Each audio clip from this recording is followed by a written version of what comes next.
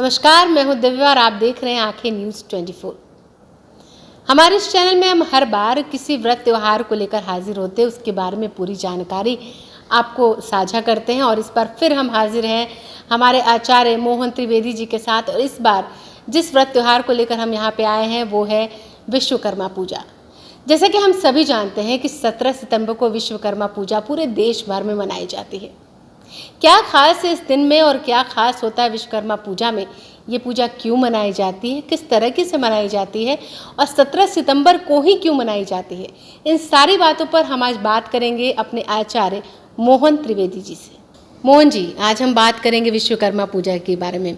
17 सितंबर ये तारीख, मतलब हर साल 17 सितंबर को ही विश्वकर्मा पूजा मनाई जाती है। सबसे पहले तो यही सवाल है कि इसका कारण क्या है?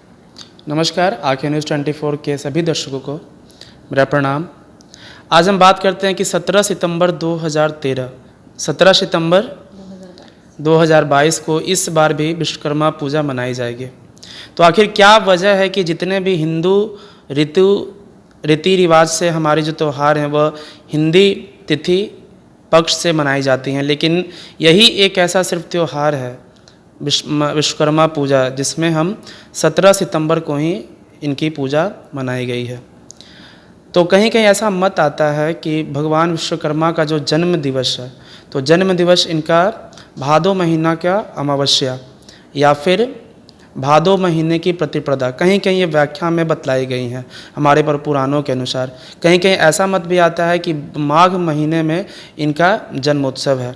लेकिन आखिर ऐसी क्या वजह हुई कि हम लोग बहुत लंबे समय से आखिर 17 सितंबर को ही यह पूजन का विशेष महत्व क्यों मना रहे हैं? तो यह बात है आज़ादी के पहले की।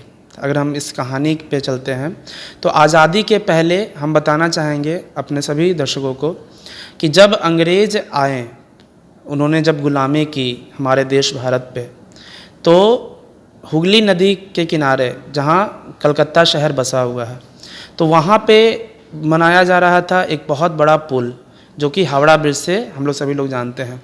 तो यह कहानी है 1913 की।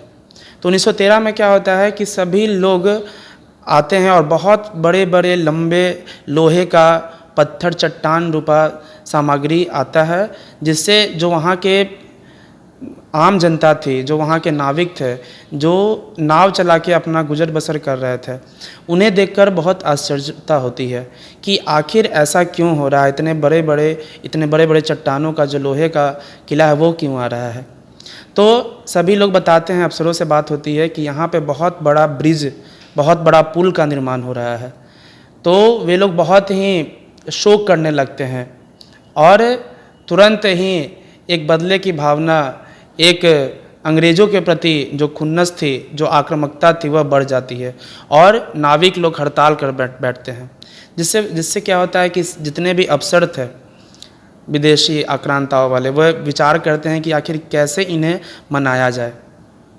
तो वही 17 सितंबर को ही ऐसा माना गया कि जो हावड़ा ब्रिज है उसका जीर्णोद्धार यानी उसका शिलान्यास रखा गया, जिसके वजह से आज से लेकर उस अभी तक वर्तमान समय तक यह विश्वकर्मा पूजा जो है हमारा 17 सितंबर को मनाया जा रहा है।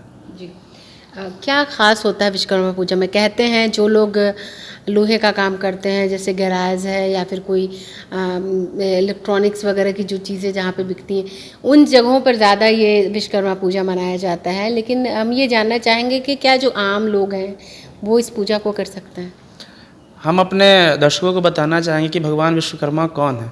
तो विश्वकर्मा भगवान जो हैं वो ब्रह्मा के 7वें पुत्र हैं, तो जिनका जन्म भगवान के ब्रह्मा के नाभि से उत्पत्ति ऐसी वर्णित है कि हुई है विश्वकर्मा भगवान का। तो विश्वकर्मा भगवान ऐसे भगवान विष्णु के ही अवतारों में इनका उल्लेख मिलता है। और जब यह सृष्टि की जब रचना की गई, तब शस्त्रों का निर्माण, ऐसा माना गया यमलोक, इंद्रपुरी, द्वारकापुरी, लंका, सोने की जितने भी जो शिल्प कलाएँ की वस्तुएं थी वह भगवान विश्वकर्मा के द्वारा ही निर्माण किया गया और जिसका उल्लेख हमारे पुराणों में पता चलता है। तो सबसे पहले हम बताना चाहेंगे कि भगवान जो विश्वकर्मा है, ऐसा माना गया कि भगवान का जो त्रिशूल है, भगवान शिव का त्रिशूल भगवान विष्णु का सुदर्शन चक्र। तो इन सारी शस्त्रों का भी निर्माण है वह हमारे भगवान विश्वकर्मा ने ही किया है, ऐसा माना गया है। तो चलते हैं विश्वकर्मा भगवान की कथा पे कि आखिर कथाओं में क्या वर्णित किया गया है, क्या बतलाया गया है। तो ऐसा माना गया कि जो महर्षि अंगिरा थे उन्होंने विमान का आविष्कार किया। तो किनके प्रसाद से, किनके ज्ञान की प्राप्ति से उन्होंने विमान का आविष्कार किया है, तो वह भगवान विश्वकर्मा के पूजन से इतना लाभ उन्हें मिला, इस तरह का ज्ञान दिव्य दृष्टि प्राप्त हुई, जिससे वह विमान का उस समय में भी आविष्कार किया गया, जो कि हमारे युगांतर तक इसका उल्लेख, इसका वर्णन हमें मिलता है। विश्वकर्मा की पूजा बताई गई कि सबसे पहले कौन किए, तो प्रमंगत नामक एक राजा थे जिनको कुष्ठ रोग हो गया था। तब वे अपने पुरोहित जिनका नाम उपमन्यु था उनके पास जाते हैं और इस कथा के बारे में पूछते हैं कि आखिर हम कौन सा व्रत, कौन सा पूजन करें जिससे हमारा यह कुष्ठ रोग वह दूर हो जाए। तो फिर उन्होंने भगवान विश्वकर्मा की पूजा करते हैं और जिसके प्रसाद से वह कुष्ठ रोग से मुक्त हो जाते हैं।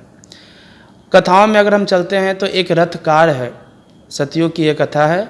एक रथकार हैं जिन्हें पुत्र की प्राप्ति नहीं थी, तो वे भी भगवान विश्वकर्मा का पूजन करते हैं जिसके प्रसाद से उन्हें पुत्रों की प्राप्ति होती है। तो जितने भी शस्त्र हैं, जितने भी शास्त्र हैं और जितने भी ऐसी सामग्रियां हैं जो कि मशीन यांत्रिक से जुड़ी हुई है, तो इन सारे में ऐसा माना है कि भगवान विश्वकर्मा का ही श्रेय है, जिनके प्रसाद से इसका लाभ हमें मिल रहा है।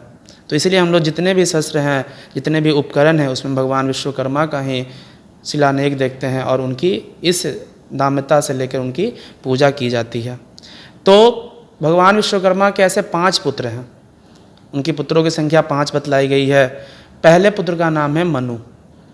मनु जो लोहे के कारोबारी हैं, जो लोहे का व्यापार करते हैं, लोहे से संबंधित अगर यांत्रिक रखते हैं तो ये मनु की पूजा की है। दूसरे पुत्र का नाम है मय। मय कौन थे? जो लकड़ी के कारोबार से, यानी जो लकड़ी के शास्त्रों से जुड़े हुए हैं, उन्हें उनका मय नाम बतलाया गया। और तीसरा पुत्र का नाम है त्वष्टा।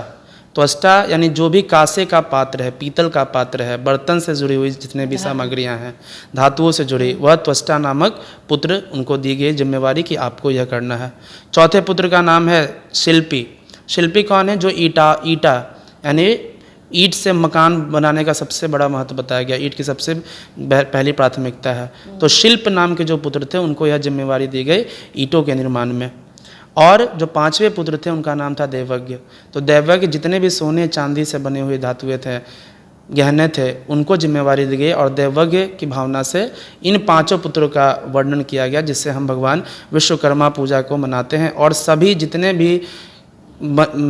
भी मजदूर हैं, जितने भी शिल्पकार हैं, जो कि रचना करने में विश्वास करते हैं, जिन्हें क्रिएटिविटी, कोई भी चीज़ रचना करने का बहुत महत्वपूर्णता बताई गई है, क्योंकि र शब्दों में रचनाकार, तो भगवान विष्णु की परम महिमा बतलाई गई है। जो कि जितने भी उपकरण बनाने वाले साथी हैं, यह विश्वकर्मा भगवान की पूजा बहुत ही धूमधाम से मनाते हैं और जिसके प्रसाद से उन्हें सभी चीज़, जैसे रथकार को उसे पुत्र की प्राप्ति हुई और कुष्ठ रोगी जो थे राजा, उन्हें भी कुष्ठ रोग से मुक्ति मिलती है। तो निश्चित ही जो भी लोग, यहाँ तक कि जब भगवान राम पुल का निर्माण कर रहे थे, सेतु का निर्माण कर रहे थे, तब उन्होंने भगवान विश्वकर्मा का पूजा किया। और जिसके भगवान विश्वकर्मा के प्रसाद से ही नल और नील जो उनके सेना में थे, उन्हें ऐसी बुद्धि मिलती है कि ऐसा पुल भी निर्माण हो सकता है जो कि तैरता हुआ जो समुद्र है उस पे भी वह तैर सकता है। तो भगवान विश्वकर्मा की कृपा आप लोगों पे बनी हुई रहे और इसी तरह जितने भी शिल्प कलाएँ हैं, जितने भी यांत्रिक उपकरण हैं, उसका लाभ, उसका उपयोग आप लोग को मिलता रहे। तो भगवान विश्वकर्मा की दृष्टि होगी तो हमें निश्चित ही सभी यांत्रिक सुखों की प्राप्ति होती रहेगी। तो मुझे लगता है कि दर्शकों को ये पूरी जानकारी मिल गई होगी कि विश्वकर्मा पूजा किस तरीके से मनाएं, क्या खास है इस दिन, क्यों की जाती है विश्वकर्मा पूजा। दिव्या, आंखें न्यूज़ 24।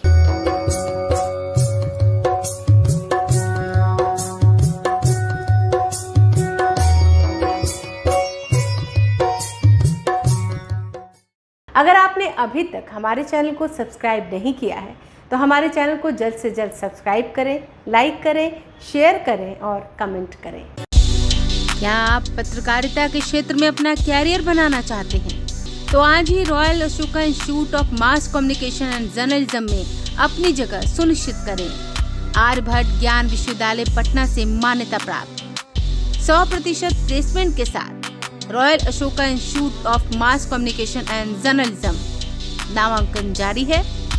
हमारा पता है DS/16 गायत्री मंदिर के समीप कंकड़ बाग पटना 8,20,000। आप हमें संपर्क भी कर सकते हैं। हमारा मोबाइल नंबर है 9955456126।